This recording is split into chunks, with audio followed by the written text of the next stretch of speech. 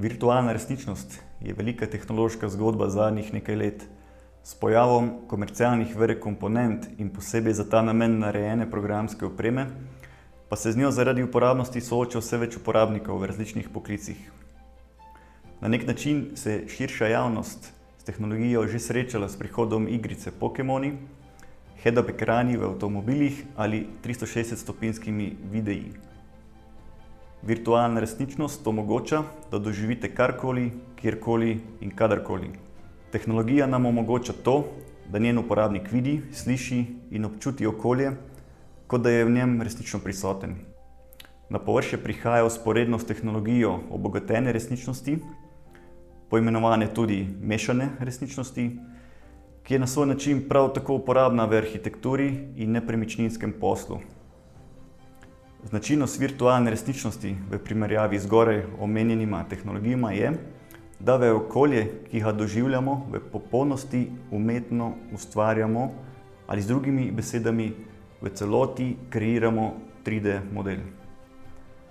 Medtem ko se v obogateni resničnosti dodatno prikazujejo le določeni elementi, kot nekakšni hologrami, se v virtualni resničnosti sprehajamo po popolnoma zmodeliranem prostoru. Uporaba virtualne resničnosti se razlikuje v odvisnosti od industrije in panoge, kjer jo uporabljamo. Levji delež pri komercializaciji nosi zabavna industrija z računalniškimi igrami, a zdi se, da sta arhitektura in nepremičninski posel na splošno še najbolje povzela prednosti in uporabnost tehnologije v industriji.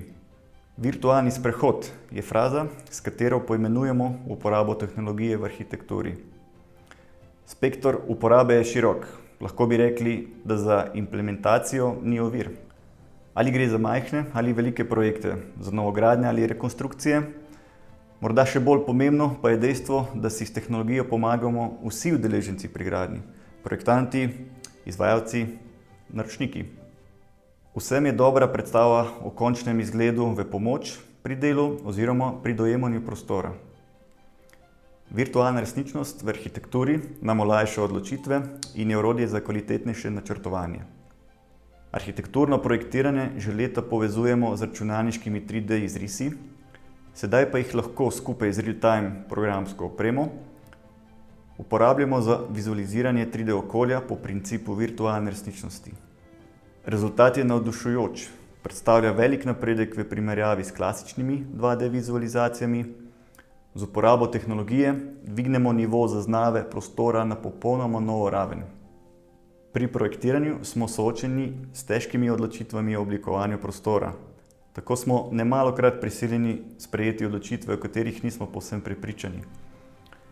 Kakšen bo realen izgled in ali bo prostor res takšen, kot si ga želimo?